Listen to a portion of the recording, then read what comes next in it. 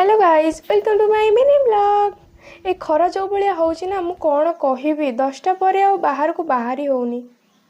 मो दुकान आसिक देखिली मो बो चुना माछ पूरा भलसे भाजिक रखी आउ कौन मु पखाड़ दीटा धरिक बसी पड़ी खाइबा। चुना माछ सह साग भजा आंब पियाज आउ लुण भी थिला। पखाड़ दीटा बाड़े देकी शांति पूरा शोई पड़ी।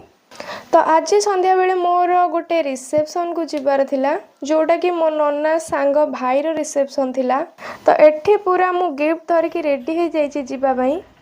जिते बड़े गोटे रिसेप्शन को जीव कौन खाली हाथ में गले चलो से नन्ना गिफ्ट आनी।